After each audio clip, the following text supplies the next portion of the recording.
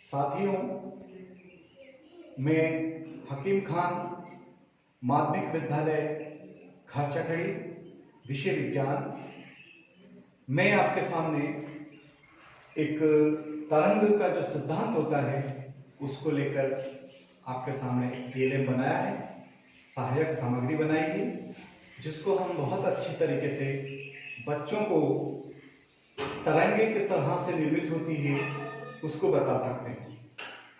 तो सबसे पहले मैं आपको बताना चाहूँगा कि ये जो हमारा तरंगों का जो टीएलएम बना है इसकी लागत नहीं के बराबर है।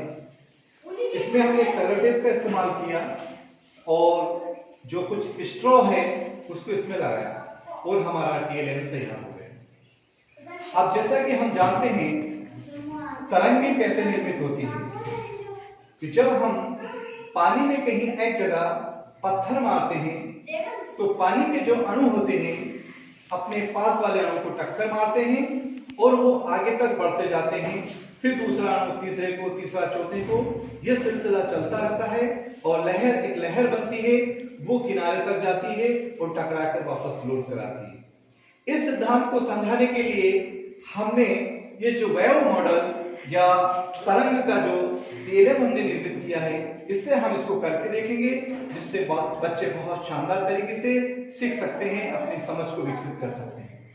तो आइए हम इस टीएलएम का उपयोग करते हैं, इसको किस तरह से काम करेगा तो देखिएगा। सबसे पहले अब देखिए, ये हमारा एक जगह हम इसको टच करेंगे, हलचल करेंगे और इसको हमने ये टच किया और लहरें हमारी निर्मित हुई। लहरें हमारी ये इस तरह से निर्मित हो रही, देखिएगा मैंने एक को टच किया और ये शानदार लहरें इसमें उठ रही हैं, यहां से टकराई और लौट कर वापस आई, ये टकराई, ये लौट कर वापस आई। अब ऐसा क्यों हुआ? क्योंकि मैंने एक स्ट्रॉ को टच किया, अब ये स्ट्रॉ दूसरे स्ट्रॉ के कांटेक्ट में है, इसके संपर्क में है, इसने दूसरे को धक्का दिया, इसने अगले को धक्का दिया, फिर उसने अगले को धक्का दिया, ये सिलसिला चलता रहा और आखिरी स्ट्रॉ तक ये जो है लहर पहुंच गई और वहां से फिर उसमें हलचल हुई और टकरा कर वापस लौट आई। तो जिस तरह से लहरें उत्पन्न होती है, हम इस टीएलएम के माध्यम से ये समझ सकते हैं, बच्चों को समझा सकते हैं कि किस तरह से तरंगें उत्पन्न होती है, किस तरह से वो आगे बढ़ती हैं।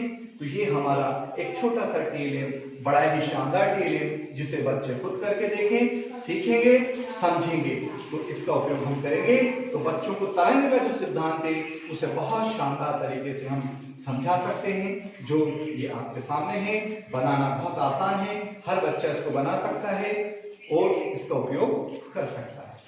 जय हिंद, थैंक यू।